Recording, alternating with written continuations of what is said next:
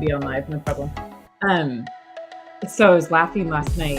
We taught Delaney how to drive a stick yesterday. So I was going to send you the video and say, I hope she doesn't burn out the clutch before you get here. But she did a really good job. So she totally learned how to drive a stick yesterday. So she drove yesterday morning with Mike, and then I took her out late last night during the thunderstorm, and she did such a great job. Well, that's cool. Yeah. We just have to work on the whole going up an incline thing. Oh, well, hey, I still got to work on that. Yeah, same. Yeah. But she did really good. We didn't do reverse yet because that's a whole issue in its own. But she did a really good job. So that's cool. And the Mini held up, huh? Yeah, I think so. I think so. She didn't kill it, she killed it just like a couple times, but I remember when I was learning to drive a manual, oh my God, I think for 3 hours, I just killed the car like 900 times. I mean, literally, I could not figure it out. But we kept telling her, it's just one of those things, like once you get it, you just get it. Yeah. But she did a phenomenal job, so. Well, cool. I don't think she's ready to drive the Challenger, but... But she, I'm sure now every night she'll be like, can you get that maybe? It was fun. I'm going to call today and schedule it for its wheels to get powder coated.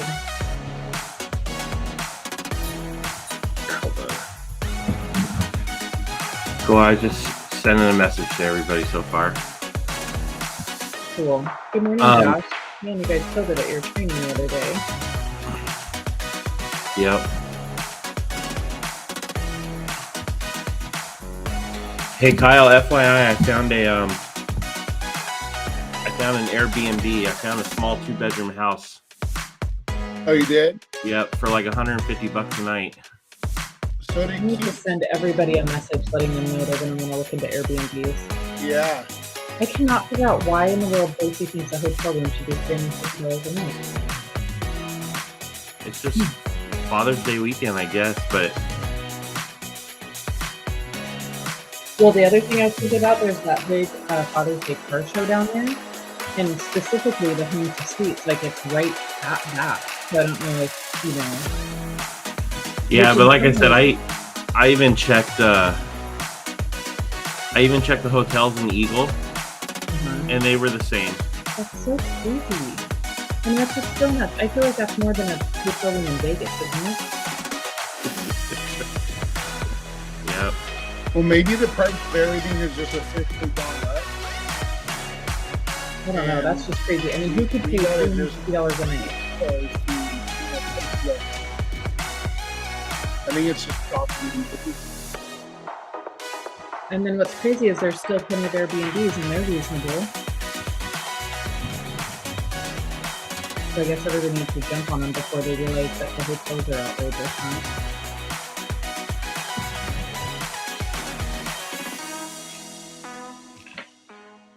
There you go. Good morning. Good morning, everybody. I love that it's actually light outside instead of dark now. Yeah, When we log in, nice. it makes it feel a little bit better, right? Yeah, driving over here from the gym this morning, the sun was in my face. I'm like, wow, this doesn't happen very often. Yeah. That's funny. Yeah. Good morning, everyone. Well, all right. Well, let's get started. What should we start with? Well, just say hi to some people. Hey, Josh. Good morning. Looks like we're getting Josh some had a on. killer training last week. That was so awesome. Yeah, out there in Iowa City. Nice. It looked like great. So cool. So cool. Good morning, Samantha. I'm just sharing this right now on my I like that. Steven says, let's have a beating Monday. A beating Monday. Beating Monday. Beating water. Beating bead makers. So Terry Foreman's here. He's got his coffee ready. That's awesome. Cool. Awesome. Cool.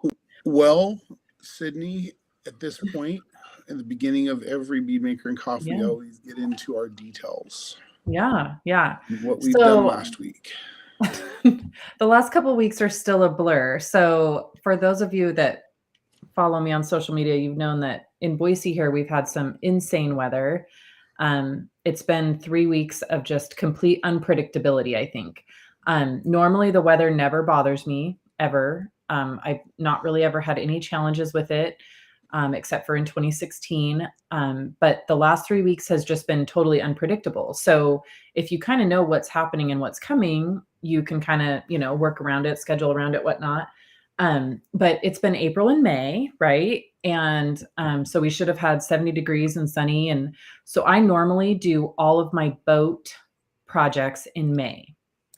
So that's what I try to schedule. So anything big outside that doesn't fit in the shop, I try to schedule for May. So I had a boat that was scheduled. Actually, we booked it last September. So it's been on the schedule for a long time. And the Monday prior to last Monday, so the last day we did Bead Maker and Coffee, I was actually supposed to do the boat. I can't remember if the cat is trying to take over. I can't remember if I mentioned that on the last Bead Maker and Coffee, that it was super rainy here that morning and I had to reschedule the boat till the following Monday, which was last Monday. So so the boat got dropped off on Sunday night. No problem. The weather app said, it could snow tonight. And if it does, it will only be over, under a half an inch. So I was like, okay, we can deal with that. No problem. So we wake up to about but at this point it was about 2.5 inches of snow at 7 a.m. last Monday. We had about 2.5 inches of snow. So I was like, well, this is not good. But then it was blizzarding. And until 11 a.m. that morning, we got 7 inches of snow in Boise. And it was May 12th or whatever day it was. I thought I was going to scream. So anyway, so I had this boat covered in 7 inches of snow. No way to move it, nowhere to put it. And so it sat and it just threw off my whole week. But anyway, long story short. So once the 7 inches of snow melted and all the ice around it melted, then I was actually able to get detailing it. And so then it kind of was fun. So, cleaned it all up with, the Babes line. But then what was really cool was, so it was just in for a regular detail. It was the first time I'd seen the boat. So generally the first time I do them, I just kind of do a detail. And then we talk about maybe in the future, what might be the best course of action to care for the boat. Because as you know, Kyle, you can get into a lot of unknowns and it's kind of hard for me to adjust on the fly like that. So generally we just kind of do a cleanup and assess. But this boat was black. Half of it was black. The rest was kind of a shiny, glitter. And the black was pretty beat up from the docks and things. There was lots of paint transfer, lots of marks, lots of rubber transfer. So that had to be all cleaned up. And then it was black and it was just kind of faded, not super oxidized, just kind of faded. So since this customer had been so patient with the weather and, all the craziness, I thought, you know what, I'm going to try to clean this up, pretty easy, pretty fast. And so I grabbed my bottle of Kyle's Boat and RV Restorer, which I totally love. I don't get to use it a ton. So when I do, I just love it. And I'm always so shocked by the results. So I just buzzed over this boat. I probably didn't spend, I don't know, maybe an hour and a half on it. Just running across the whole thing with a polisher with Kyle's. It brightened up the black. It literally made it perfect. It didn't remove, some of the deep scratches, but it literally made it, 4 shades darker black. Got all the marks out of where I needed to get all the transfers off and stuff. And it just brightened everything up, made it super shiny, and it looked great. And so that is my favorite product from the last couple of weeks, just because it kind of got me, I was in a jam. I was hating the boat. I was, it was rough. And so it was kind of fun to just use a product that you got such amazing instant results from. And the customer was just beyond thrilled. And so then when the customer came, he goes, okay, I've had this boat detailed a lot. He said, you have to tell me what you used on it. And he thought I spent hours and hours and hours on it. So that was kind of cool. So I love that product. I know you do too, obviously. So we don't have to ask you how you feel about it, but I just wanted to talk about that because I love it. I just think that it's one of those products that every time I've used it, it's been because I've needed it to get me out of a jam. Whether it's been on single stage paint or boats or RVs, I just think it's so great. It's so great. You just got to shake it really, really well Yeah. beforehand. Yeah. And it does an amazing job. We did a Yeah. boat last week and finished it off with Kyle's and then topped it with Bead Maker, and it came out beautiful. Well, you know, a couple weeks ago, you also had bad weather with that Dodge ProMaster, Yeah. where it kept raining on you the whole time. Yeah. I remember that story. And one thing you did on that kind of inspired me to get on this other RV. I ended up selling the customer on polishing all the windows on this 21-year-old Prevo.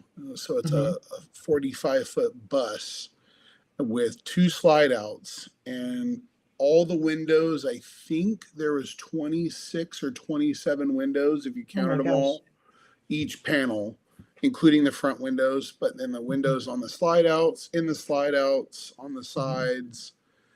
And Clarity Cream killed it once again.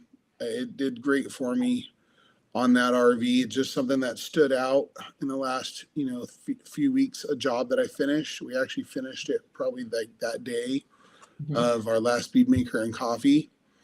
And it amazes me every time I use it. And there's never really, I look at glass, and if it's etched in, it's etched in, but at least Clarity Cream is going to get everything out that it possibly can. Unless the water spots have already set into the surface. So my story is Clarity Cream saved the day, and I started using it more often. I probably need to order a big old bottle of it because I'm going through bottles really fast. Me too. I feel like a bottle used to last me almost a year because, you don't really use that much. And I've used a half a bottle in the last 2 weeks. I had that big F350 that I had to use it on. And then I've been doing a lot of coatings. And so, of course, I do all, 6 windows when I'm doing coatings. And I've been going through it like mad. It's been crazy. I'm just trying to find ways to use it because I love how the glass looks, at the end. It's just so, I don't know, deep, clear, no haze. It's almost like the glass doesn't exist after you polish it. Yeah. Where when you don't, you're just cleaning hazy glass, Yeah. So it came in and did a great job for me. So I need to pick up some more Clarity Cream. Cool. I love it on chrome too. I use it a lot on Ford F-150s, the steps. Yeah. And they have the plastic, in between all of them. I really don't like those Ford steps, but it works great on those. Just to clean them up real fast by hand, it really makes a huge difference. So I use it on that a lot.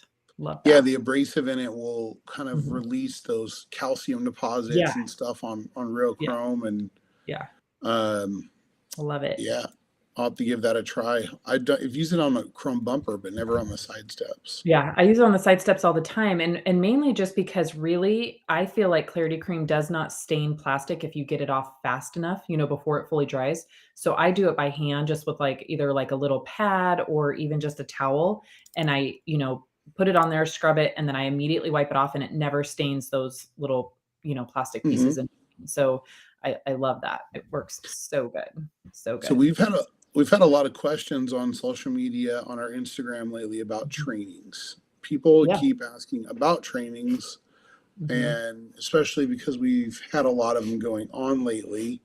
So let's talk about what's going on at Hayward real quick, and our other trainings that PNS is involved in, and give people a heads up. It looks like Keith Duplessis out in Long Island visiting with one of our distributors at B Squared Distributing.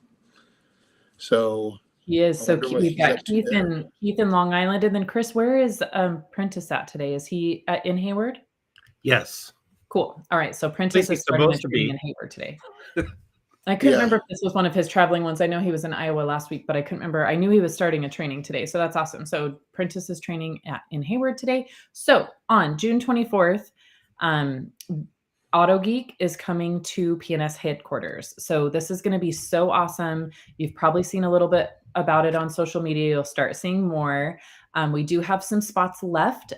This is going to be such a great training. I'm so excited about it. So June 23rd and 24th in Hayward at PNS HQ is the Auto Geek, and it's kind of a one-day extreme type format. So, but you get as instructors from Auto Geek, Justin Lobato and Robin Sweet, and then from PNS, Rennie Doyle and myself. So the four of us are going to be teaching together. That's going to be so fun, so crazy. So I'm super looking forward to that. So just kind of one day extreme type format. So we'll kind of go through everything. So that's where you hit, everything with the whole car. And so Justin, I think, is doing the format for us on that, but it's going to be awesome. And then, of course, Bob Phillips going to be there and the whole crew at PNS. So that is going to be such a great class. I definitely recommend you checking that out if you can get to Hayward. And then also the night before on Thursday, the 23rd, there is an open house. And I can't remember. I'm sorry. I don't remember if they're calling it like an open garage, open house at PNS. And that's going to be really great. And that's just, where the whole, warehouse is open to see. So really cool to see how everything works and goes. And it has such a special vibe there at the HQ. So I love going there. I'm super looking forward to that class. So check that out. We will be information over the next couple of weeks, but get registered if you'd like, because we do just have a few spots left, and that is going to be awesome. Yeah, it's really cool that, the whole Auto Geek crew is coming across country to do an event at PNS. Yeah. So I'm excited to see how that goes for you guys and your Friday event. I'll be here sharing everything you guys post up. Yep. And then, so that's going to be exciting. And then early in June, though, so let's skip back to the beginning of June. We do have a lot going on as well. We are dividing and conquering the first week of June.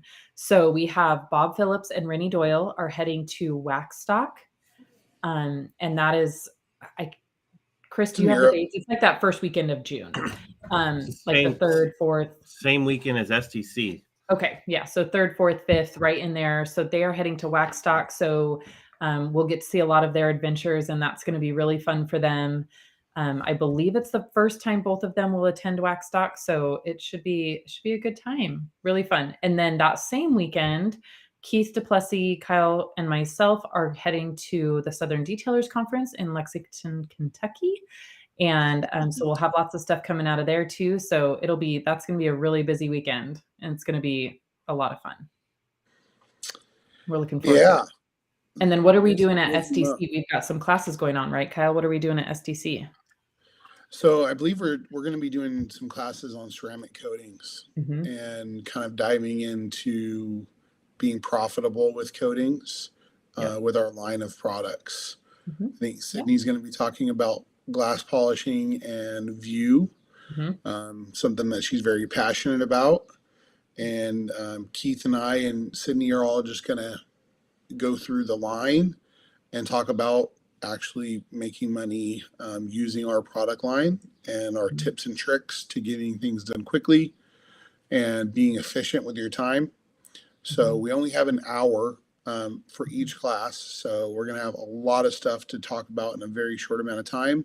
But after the class, people are going to be welcome to come to the booth, and we'll talk at the booth and discuss those things.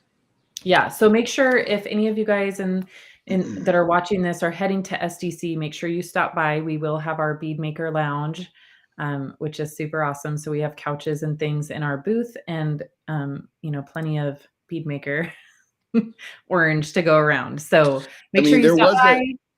Bead Maker Lounge is awesome. There was a discussion that we did have about a Mudbuster Lounge, but Bead Maker Lounge won. No, I'm joking, but that'd be cool. Mudbuster Lounge. Yeah, so make sure you stop by the Bead Maker Lounge if you are at Southern Detailers Conference, and that will be awesome. So those are kind of the June projects. We'll wait to stop. Nope, We'll there's wait to still one talk about. more. We got to talk about Father's Day weekend in Oh Boise, yeah. Idaho. Oh my gosh, don't remind me. That means I have like 5 weeks. Yep. So, also then on June 18th, we have Cruise in Hidden Springs here in Boise, which is my car show that I've done. I think this is year number 8 or 9. I can't remember. And so that is Father's Day weekend. We have a bunch of detailers coming to join us for the show. So I'm really looking forward to that. Chris will be there. Kyle will be there. Keith, some others. So that will be really fun. You'll see lots of, shots and stuff from that. But that is kind of our kickoff weekend for our Pike Park and Shine program. So that'll be nice. So we've got a lot planned for that weekend, and I'm looking forward to it. But it does mean I am on major countdown now for that. Yeah.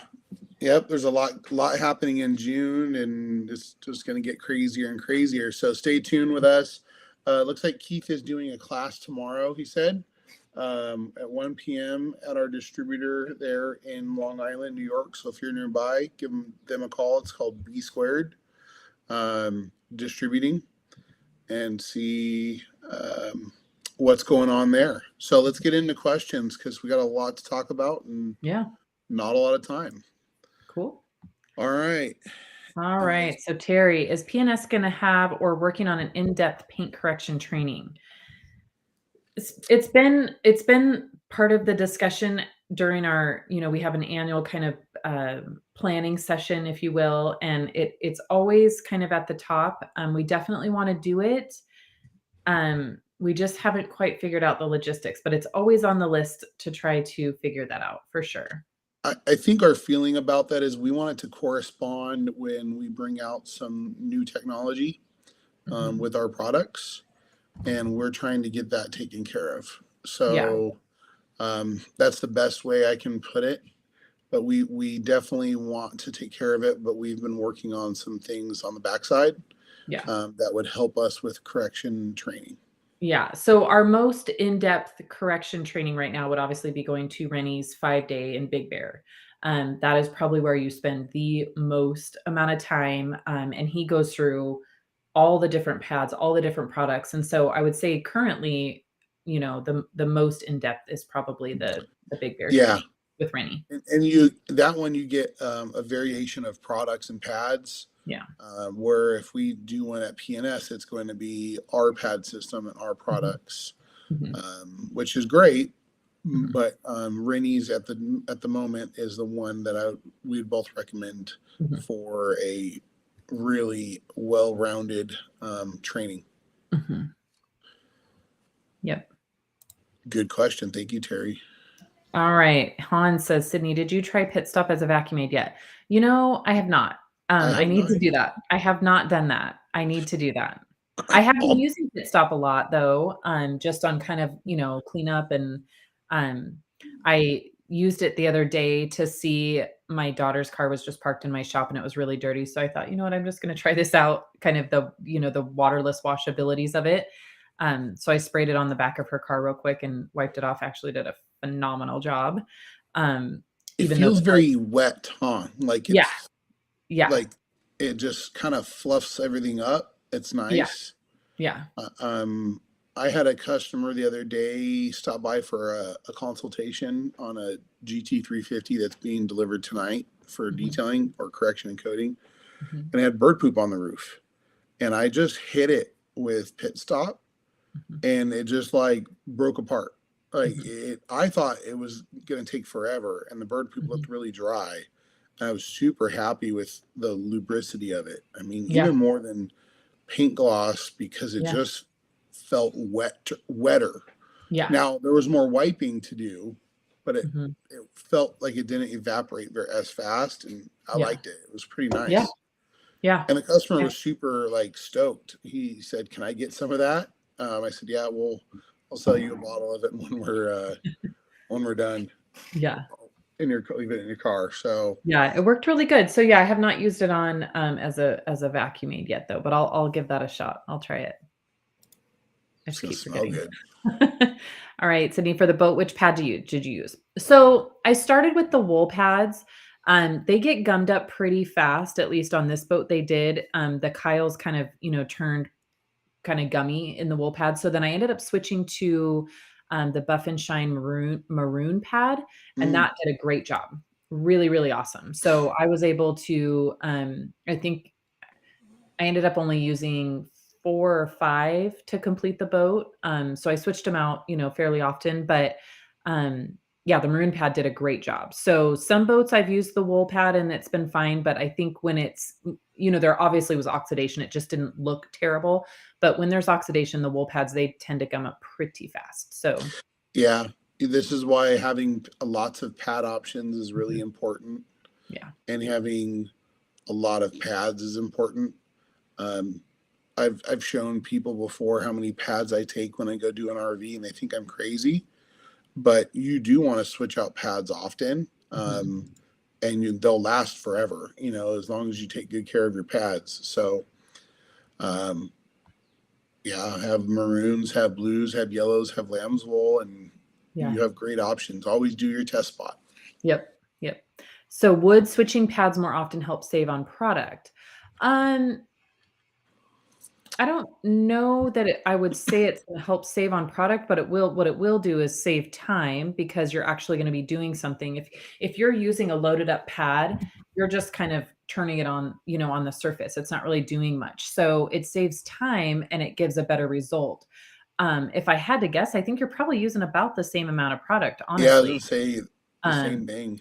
yeah, so I don't think it saves on product, but it definitely saves on time and makes your job much more consistent, The because only as the difference is pad the becomes pad full of won't be. product and, whatever it's taking off the surface, oxidation or clear coat, whatever you have, that pad is getting loaded up and then its cutting ability is diminished. So the longer you use that pad, the less work you're actually doing. So, for me, I've always felt like it was good to have, you know, multiple pads of each color so that you can complete the job and have a really good even result. Yeah, depending on the product, you may Mhm. need to prime the pad with like a mist of paint gloss, Yeah. and that would help and keep it about the same usage.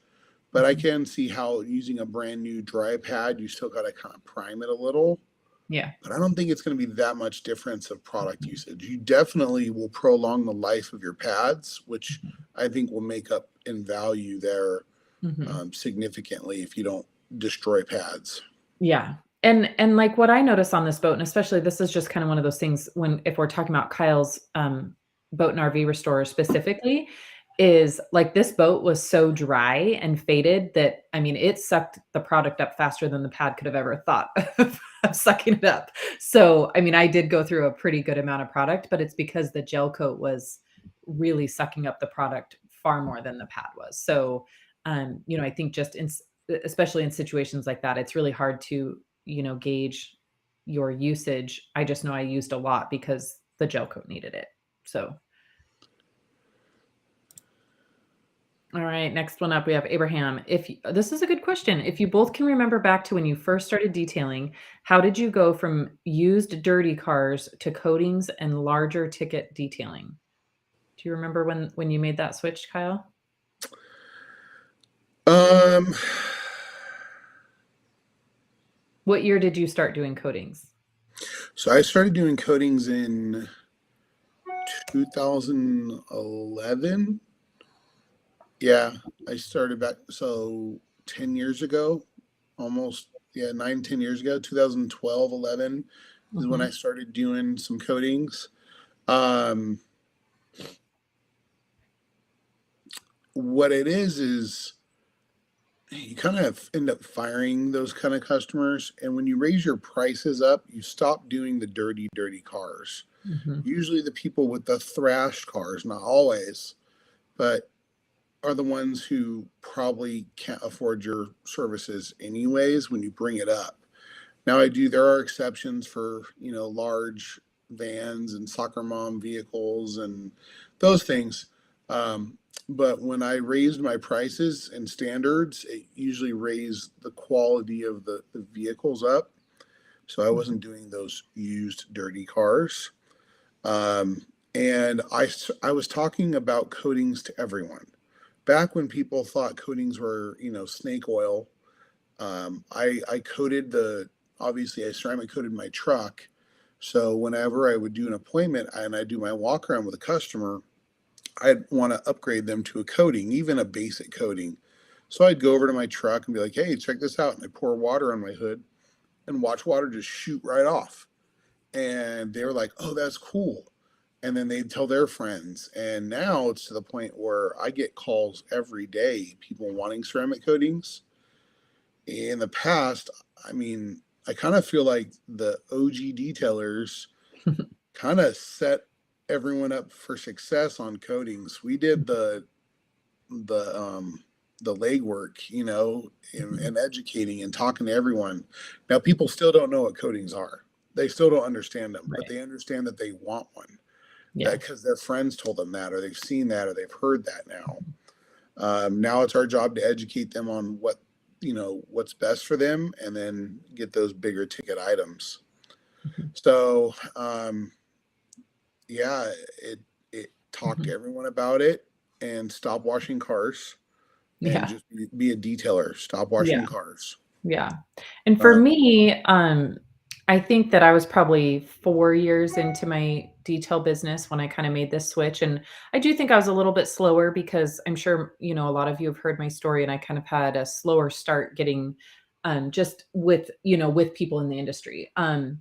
And so, but what I felt like was the major shift in my business was around 2017, towards 2018. My customers had been with me for a couple years at that point, and I really focus on the education and customer retention.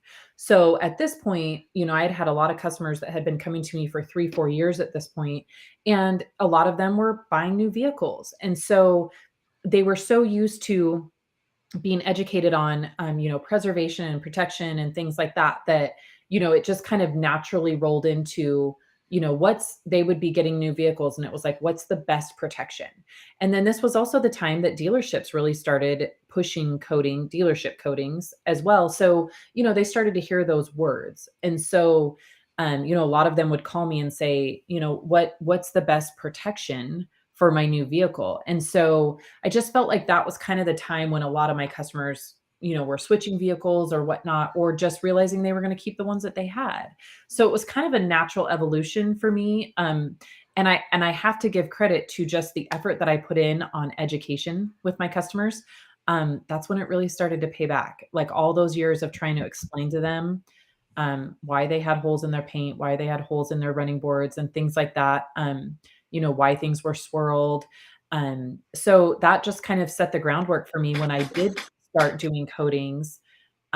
It gave me a platform to talk about coatings and why they needed it. And, quite honestly, it was a pretty easy sell, if that's what we want to call it. It was a pretty easy service to offer, and most wanted it. And so it was kind of easy. I did start with coatings. I started with I was very afraid. I'll be honest. I mean, I thought there is no way people are going to spend $500 for a coating. There's no way they're going to spend 1,000. I mean, I was one of those like, no way, it's never going to happen. And so then, I set really low standards and really low goals for myself on coatings. And it was crazy. Once I started offering, it was just, everybody wanted one. So I did start out with a lighter coating. I wish that I would have jumped all the way in right at the beginning. But it was good to learn that way. And then honestly, like a year, 2 years later, I had all those cars coming back needing another coating. So it worked out. But yeah, I think that, like Kyle said too, stop washing cars. Like that was the biggest thing for me too. Once I stopped offering just regular car washes, because for me, when I would do a car wash, I would half detail their car. Yeah. So I was literally There's doing nowhere to half stop. details for $25. So as soon as I stopped doing that, it leveled up my business for sure. Now, if you are the type of person, or you have the type of business where you can make your hourly rate hmm and wash a car, Yeah. being mobile, if you can make $125 to wash a car, Yeah. keep doing it. Yeah. But don't be doing that $50 hmm wash stuff. Even then, you're not making money, because it takes to do a wash right. even with Yes. all the spot free water and tools, and it still by yourself takes 45 minutes to wash a car, and that's pretty fast Mm-hmm. to do a good solid wash. Yeah. Well, then you got to figure it out. And I got to say to Abraham, who's detailing a dirty Prius right now, we've all made those mistakes, Abraham. Yeah. We've all Yeah. done dirty Priuses. Yeah, and I've, another, because I saw that he was working on a Prius, and that makes me laugh. Because when another kind of shift happened in my business is when I classified the Priuses in the same fee as a minivan. yes.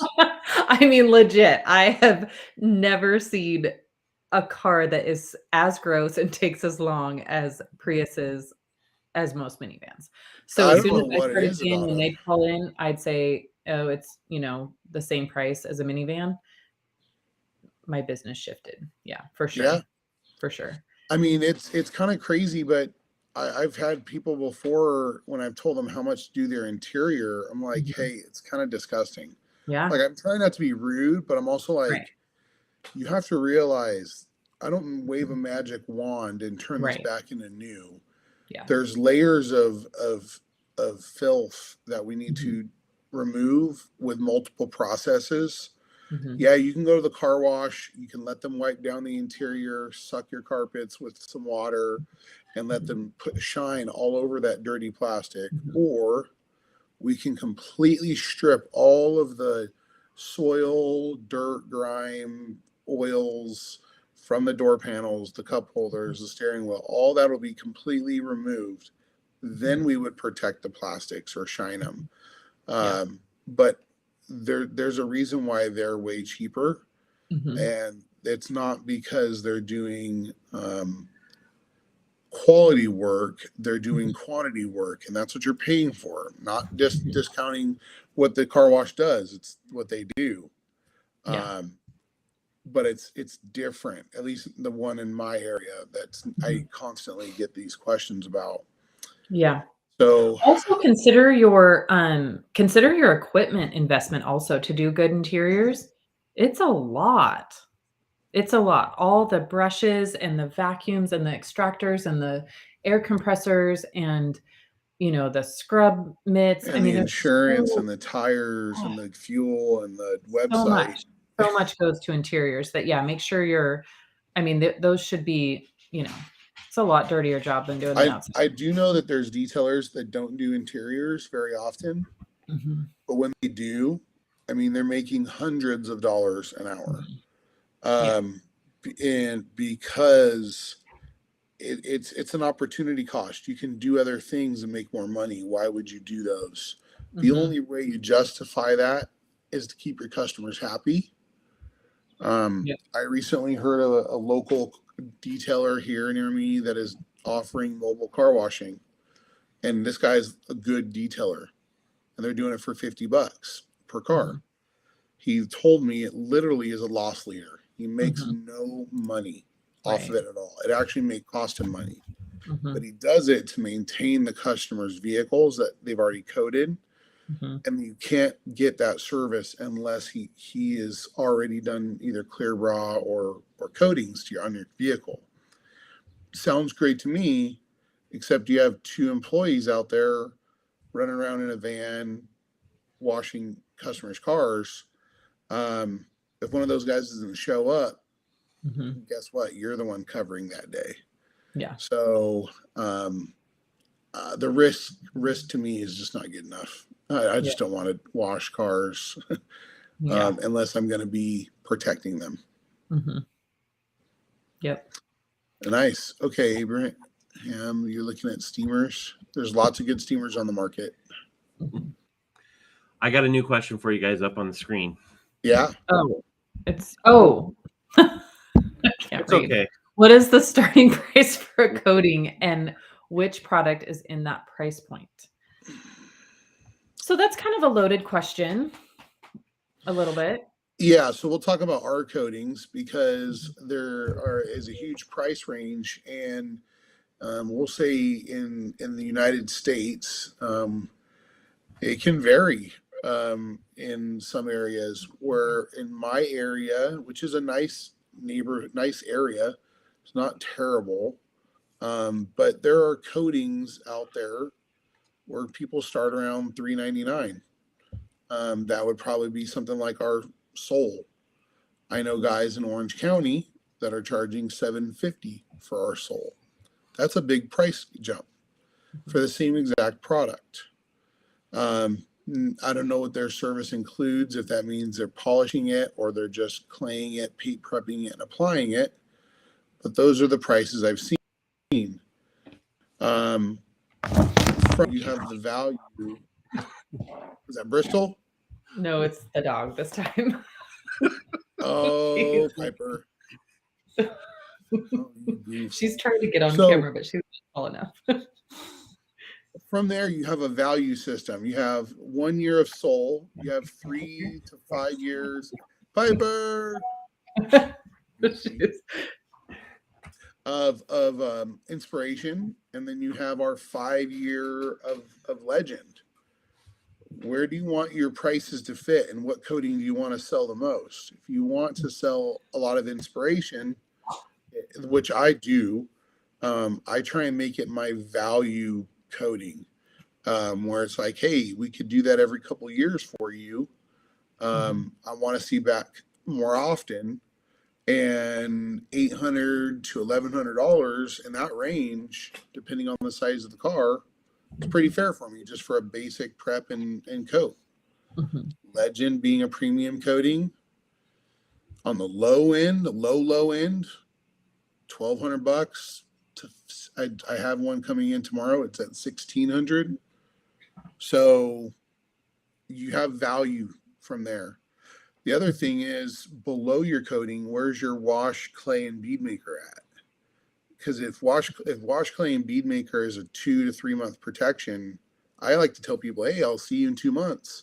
You just spend $175 with me every 2 months, or would you rather spend $500 with me once a year?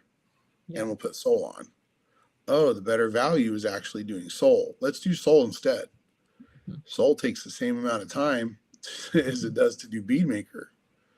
So you have to determine the value and price point for your market, figure out what other people are charging, kind of figure out what products they're using that have the same projected longevity, and make those decisions for your business. How much it costs you, how much your labor is, what can you afford to do, how low can you do it, or how high can you do it? What do you want to be? The low end guy that's hustling like crazy, or the high end guy that gets to take their time and be an artist? Figure that out. What do you think, Sydney? Yeah, kind of the same. I mean, I have, the 3 options. I do like, for sure, the wash clay Soul. That's a great, starting point. And then, I offer both inspiration and legend, same kind of thing. Just, what's their initial investment and, time that they want it to last. And, I love both those coatings, and kind of the same. I mean, I feel like, every area is different. I will say that my inspiration coating package, and for those of you that follow our newsletter, I forgot to mention this earlier. There's a great write-up on View glass coating. So if you haven't read this week's newsletter, make sure you go back and do that. Because I talk about specifically that I do packages. I don't itemize out my coating stuff, because I just find that, if they can pick and choose all the different things, it makes it a little bit more difficult. So my business model, I just have packages. So, the windshield coating is included in all of my packages, and I just price that in there. So my inspiration package starts at about 1,100, and then my legend package starts about 1,500, depending on car vehicle size, and but that's just where it starts. So then, depending on what paint expectations, or if there's any sanding involved, or extra steps of correction, or anything like that, then there would be an additional charge. And I just list that under paint correction. That's actually not part of the coating. So I just have my coating package that includes 1 step of paint enhancement, and then if there's actual correction, compounding and polishing, then that falls under paint correction, and it's a different fee. So I have found for me that's the easiest, way for my customers to understand the packages and what's included, and um, so that works out really well for me. I just start the package there, and then, obviously, if somebody comes in with, a Ram 3500, my starting point's a little bit different than, kind of the average car. So it just depends on how much, how big the vehicle is, and um, the other thing that I might charge a little bit more for is if the vehicle's really dirty. So I usually always try to, I do a lot of trucks. So I try to encourage them to, run it through a car wash first or something, just so there's not all the mud and the dirt underneath and all of that. So if they do that, then they're staying within the regular budget as well. I want to add, you know, there's people mentioning about geographical area, and it's kind of crazy is you'd be surprised some of the areas that I've made some money. Mhm. It's about educating the customer, and it's about the value you're bringing. Yeah. I've done $3,000 details Mhm. on like Honda Accords in San Mhm. Bernardino, Mhm. but this person valued their car highly. They have done a ton of work to it. They wanted it, to look amazing, and they saw the value in it. Mhm. I've also done $500 wash clay sole Mhm. on a Ferrari in Rancho Cucamonga, a very Mhm. affluent area. Person didn't value their Ferrari as much. They just Mhm. wanted to put the minimum protection on it because Yeah. they're leasing it, or Mhm. they're not going to keep it forever. Mhm. So, with don't judge. It's hard as detailers. We judge people, right? We're already judging about Priuses and stuff because Prius owners are Prius owners. But you can't just judge the area. Mhm. You kind of have to let people be themselves and tell you, and then you get to be the salesman. And the Ferrari owner, I couldn't sell any higher. Mhm. Actually, I offered the Honda Civic owner a way lower package, and they wanted more. Yeah. So I just don't want people to make the excuse that it's my area. Mhm. Yeah, there's better areas than others for sure. Mhm. Scottsdale, Arizona, and Hollywood, California, Orange County Mhm. are pretty nice areas. You'll make some big money there. But Yeah. I can still do some great work and make good money, and actually maybe even make more money per hour Mhm. than others if you plan it right and you're a good business owner. So Yeah. don't use that as an excuse or a crutch. Mhm. Just use it as kind of a benchmark to see where you're at. And see, like I said, what kind of detailer do you want to be? Do you want to be the guy that shows up and spends all day on their car and Mhm. make the minimum, or do you want to show up and spend, bring a crew and dial it in and be an artist Mhm. and make more money? Whatever it is, you got to make that decision for your business. Be different or do what everyone else is doing. Yeah. Yeah, there's a lot of thoughts here, Mhm. but I appreciate you joining us, Abraham. Good questions. Yes. All right, Chris, we've I'm working touched on on that it. for a I long lost time. I lost the next one. Here it is. Found it. This is a good question too. I love this. Hans, what was the first PNS product that you used? Kyle, yours is probably totally different than mine. Wow. I gotta think back. That's that could be a number of things. Um, It was probably a while ago, right? yeah. I Was it mean, before the double black line came out? yeah. Yeah. I mean, shoot, man. I don't know if I can remember what the first one is. It's kind of a blur. I can tell you that um, I was detailing some buses, school buses, and I was using another product from another brand. And I called up Bob Phillips and said, "Hey, what do you have that'll work great on fiberglass?" Mhm. And he sent me a product that eventually became Kyle's Boat and RV Restore. And that's probably one of the first ones. And that was like Mhm. 6, 7 years ago. I mean, I wanted to switch over to PNS. Um, I remember playing with Bead Maker before it was Bead Maker. Like, well, it was never Bead Maker before it, like, had the name and the look and all that as it did, like the first version. Mhm. And a long time before that, I used other products from PNS, but I can't remember. Like, not like I can Mhm. my Mark V days. Yeah, That's the first product line I ever used when I was 13 years old. So, that's funny. uh, That's funny. So mine was Bead Maker, of course. yeah, probably. So back in what was that, 2018 or probably early 2018? At that point, I was getting all of my products from the rag company, and they had just brought in Bead Maker. So they started with just Bead Maker. And so, I very clearly remember the day that I walked in and Levi said, "Hey, we have this new spray. I want you to try it. Here's what you do with it." And I was like, "Okay." And, I thought it was great. And then over the next couple weeks, they brought in a couple more of the double black line. And so, obviously Bead Maker is the easy answer, that was my first one. So if I go to my second one, it was actually Terminator. And so I remember, you know, that was kind of my thing where I was like, man, these products are good, because I loved Bead Maker, obviously. But I think, at that point I had tried a lot of different lines, and, I kind of felt like, well, every line kind of has one or two that's great. Um, and so then I tried the Terminator, and this was before they brought in Carpet Bomber. So I was just using Terminator. And I thought just that by itself was so amazing. I had no idea what was waiting behind it with the Carpet Bomber and the finisher. But I mean, I remember thinking Terminator was so great. I still do. But so that was the second product that I had tried, with obviously Bead Maker being the first obvious one. I remember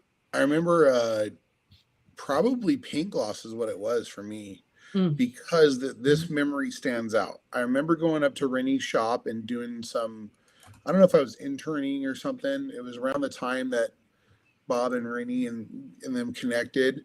And we used to use a product called Polly's as a quick detailer. Mhm. And it was like paint gloss. And I remember Rennie handing me this new stuff and saying, "Hey, try this. Let's clay this car." And clay Mhm. towels were still kind of new then. It Mhm. was just coming out with the discs and stuff. This is a long time ago. I Mhm. mean, I trained with Rennie in 2013, so it was probably 2014, 2015 ish, and yeah, maybe I think it was paint gloss because that just stands out. Me using it in the shop at an early step before it even had was double black. Yeah, Um, and then yeah, that's that funny. that and there we have That's some good stories Yeah. that of the conception of being around when Mhm. double black was developed. Yeah, yeah. That's really cool, and then Chris said Rennie's first one was Epic waterless wash. That's awesome. Oh, okay, When he was doing airplanes. Yeah, Yep. nice. yeah. Very I cool. I remember seeing Justin Labato and Bob Phillips when we were polishing on the Concorde. We were all working together. Then Mhm. they went over to Air Force One and they were polishing the nose of Air Force One, and they used chapstick. They put it on a pad, put chapstick on a pad, and polished it. That's so And funny. because it needed moisture, and we were it was sponsored by a different brand then. Mhm. Before PNS got involved with the Air Force One project. That was pretty, yeah, cool stories. Thanks for the question. Yeah, um, yes, Mark, way back. I love this. So Tony says, "I have detail customers interested in maintenance plans. So once they get a coating and have been fully detailed, what do you do for maintenance?" This is a good question. So I focus on this a lot, obviously, because my customers, live near me. So I always recommend that they do the maintenance at least once a year. And I just let them know. I mean, I just say right off the bat, like when you're due for your interior detail, we'll add on your ceramic maintenance. And I just say it just like that, because then I'm giving the expectation that we still have to keep up on their interiors, right? So just because the exterior is coated doesn't mean that now we don't have to ever worry about the interior again. So I just let them know that, at least once a year, we need to get on the ceramic maintenance, and we'll just add that on to the interior detail. And then if I have customers that do their interior every 6 months, then I just let them know, you know, on that appointment, we just, do a ceramic wash, and do your interior detail. And then at least once a year, we do that clay and bead maker for the full maintenance on the ceramic. So I just do it like that. I do have some customers that we end up doing the ceramic maintenance twice a year. Maybe if I have like a farmer or a construction vehicle or something like that, then I recommend that we do the ceramic maintenance twice a year. So, yeah. But I I don't do use maintenance my washes though. So if we're talking washes, I don't do that. I have a maintenance package, a ceramic coating maintenance package, wash, clay, inspect the coating, bead maker. Mhm. And that way I can tell them, when it's time to recoat sections. We just did that on an RV this week where everything was doing great except the front cap. Mhm. So I sold the customer on doing the front cap. But I use a detailing software that I can plug in my maintenance stuff so I know when to call the customer, because I can't keep all that stuff straight anymore. That's how I do that. And Tommy, I appreciate it. I knew you weren't putting down areas. I just wanted to bring up an interesting fact about just how things can be different, from one neighborhood to another, even though you may be in the high end areas, they may not be spending money like maybe the blue collar workers do our areas. Mhm. It's just something I've learned over time. Yep. Let's go to the next one.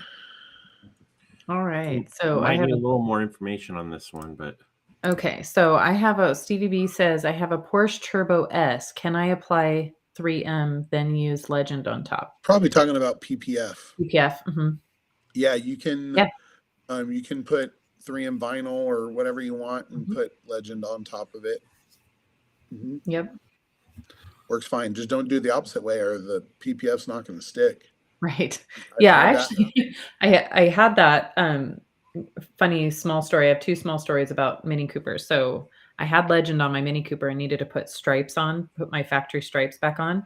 And I was like, no, they're gonna go on fine. Like, I'm looking at them like they're crazy. Like, no, they're gonna stick fine. So I actually texted Chris and I said, do I have to take this Legend off or do I have to abrade the surface? And he said, yes, of course. And so when I took it in, it was so funny because they were like feeling it and they're like, yeah, there's nothing sticking to this. So it was super funny. But so yes, absolutely you can do this. And and I know that vinyl and PPF are a little bit different, but kind of the same idea, right? But I am actually heading to the rag company as soon as we're done here to put Legend on top of a fully wrapped vinyl Mini Cooper that's very pocket size. It's Oh, much cool. smaller than Chris and I's Mini Coopers. Oh, really? Yeah, so that'll be fun. So it's that we're making a video with it, so that'll be fun. That's cool. oh, you better send some pictures. I will. I will. It's gonna be fun. It's gonna be really Yeah, fun. I once had a customer with a G wagon that we ceramic coated, and I told her, if you decide to do PPF, we're going to have to remove all this. And months later, she decided to do PPF, and it wouldn't stick. It Yeah. every time the guy that washes her cars for her did, it Mhm. would fall off because he would hit it with a pressure washer. So Gosh, that's I funny. told her we had to go buff it all off and have it reinstalled. And G wagons are a lot of work.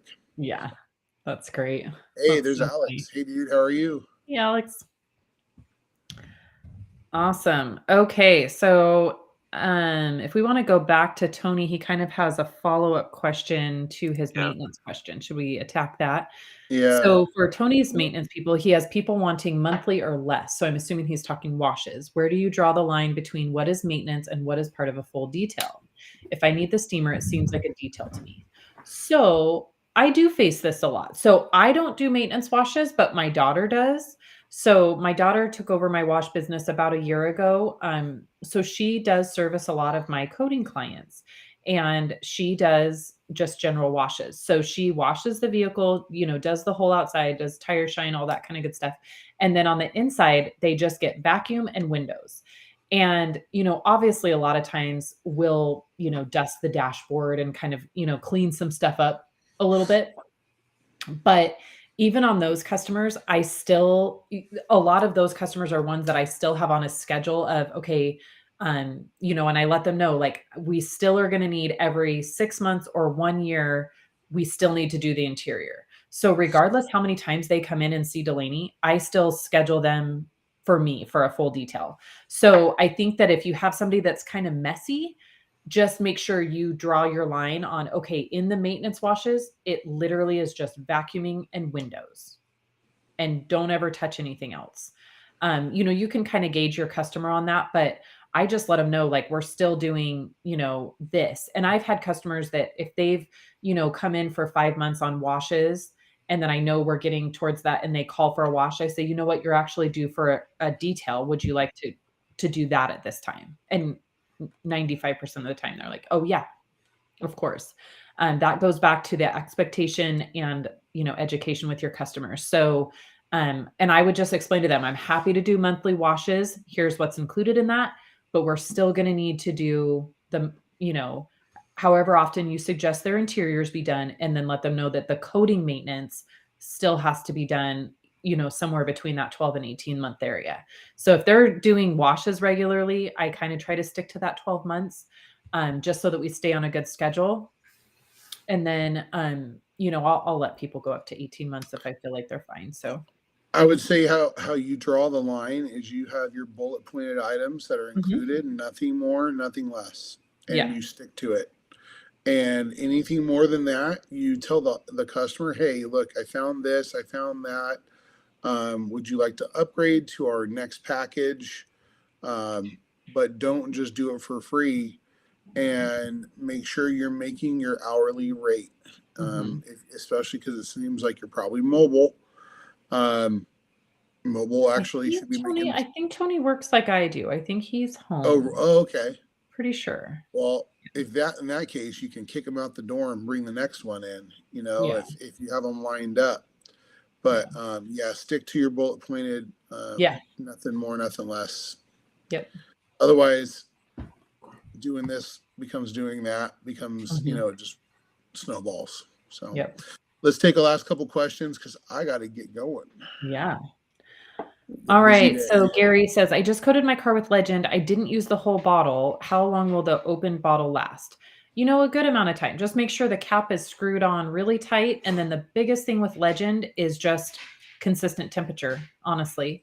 You just don't want it where you're going super high, super low. So if you have it out in your garage, you know, if you live in a hot area, I would just bring it inside the house somewhere, you know, put it in a cabinet Yeah, in the bathroom. It's going to last a good amount of time. The biggest factor is just temperature consistency with the with coating. Legend, I feel like you have weeks to Mhm, get something else coated before the edges start to crystallize on the, even with the cap on. mhm. You have some time there to use it on another vehicle, or whether you want to put a second coat on that vehicle. I don't know if this is your own. This sounds like It's this one, yeah. my car with Legend. So Yeah. um, coat another car with it, finish the bottle up, or Mhm. put another coat on it. But it's not going to last 6 months. It's not going to last you a year. Uh, I just wouldn't let it sit forever. It's pretty high in solids, where I Mhm. think View and Inspiration Classic and Soul will last a lot longer. I've had Soul used bottle Mhm. for 6 months because Yeah, and if you wanna try to help it, you could also try to clean off that neck of the bottle. mhm. You know, maybe use some paint prep or something and try to get all those crystals off of there so that the top kind of seals a little bit better. And I think you'll be good. And like I say, just, you know, put it in a dark, cool area. Doesn't necessarily need to be in the fridge, but, you know, try to keep it out of, ranging temperatures, and you'll get a lot longer. Um, so Sam, let me go to this question real quick. So Golden Gate North just says put it in the Yeah. fridge and myth. So this comes up a lot. So I just want to address this really fast since we were just on this. It doesn't hurt the coatings to put them in a fridge, but it's not always necessary. I used to always keep mine in the fridge, but I kept it. It was not super cold, and the only reason I did that was because my garage is temperature up and down. So I did have a special fridge for all of my touch-up paint and coatings, but it doesn't have to be in the fridge. It's not necessarily a myth. It's just not necessary if you have consistency and not, you know, So it's not necessarily a myth, but it's also not necessary. So I guess I need to be kept in a fridge because I'm so hot. So Yeah. thanks, Richard. That's question of the day right there. Kyle available Yeah. for I coffee. mean, So fun that fact, question is Kyle so doesn't much drink better coffee. than anything William Mara has ever said. So that's, usually he's dogging on me. Yeah, that's funny. All right, so Sam, so back to the boat coatings, and I did see your message earlier about wanting to talk about babes, so we can certainly talk about that. Maybe we'll focus on that one on the next one. But so boat coatings, so most boats It's can out. use a lot of the different coatings. We do have, I believe it's out, right? The babes. Yeah, the Babes coating is out. Yeah, so babes line does have a coating. So it's new, it's brand new. And we don't generally the babes doesn't come over onto the detail side, so that's why you don't see a lot of it. But make sure you follow Babes Boat Care on Instagram and Facebook. So there is a boat coating through Babes, and but then a lot of the coatings do great on gel coat. And Kyle uses Inspiration Legend, Soul, they all work great. Soul I would still use as a topper, don't you feel? Yeah. Yeah, Yeah. Soul. I don't think you're going to get much out of Soul on a boat. Not even a season, just because the abrasion, the water usage, and the moisture. Yeah. But putting a couple layers of Inspiration, or Inspiration topped with Soul, would be great. Legend for sure with topped with Soul would be amazing. Yeah. But just know that if you coat the bottom of the boat, it's not going to last. People ask you to do it, and that's okay. Charge for it. But the really down to the water line, the edges, doing the transom, be careful. Don't do anywhere where someone's going to sit. They will slide right off. It will be super slick. So, Babes has 2 coatings in its line, a pro and a DIY coating. And it's not something we really talk about because we're not the Babes team. There's another team for that. So, but we do have a great line there. All right, guys. Am I wrong? Is Babes kind of a separate company? Babes it is, yeah. Technically? Yeah. Yeah, Babes. It's not within the family of brands of P&S, from how I understand. It is a separate company, even though it's owned by the owners and family, and Babe is their aunt, the lady on the bottle, which is pretty cool. And it's been around a long time. Very last one. I'm gonna respond to Rick real quick on this. Yeah. And bottom line, Rick, just reach out to me and or Keith, but might as well just be me in this case. Yeah. So I'll help you. Chris has the marketing stuff for Park and Shine. P&S stands for Park and Shine. So we can do that anytime. All right, guys. Well, this was a great volley of questions coming at us. Some really great questions. We'll be back on in a couple weeks. And then we actually, next time we will be live from Kentucky, you and I. Shoot, in 2 weeks. Dang. Yep. Yeah, we're doing this live probably from a hotel room or a lobby or something. Yep, we'll be waiting to get on our flight. So we will be live from Kentucky next time, and make sure you watch for Rennie and Bob's adventures in the UK. And that will be, I can't believe that's 2 weeks from now. Yeah, you just scared the crap out of me. All right. That's crazy. All right, guys. Thanks a lot. You guys have a great week. We will talk to you soon. Bye-bye.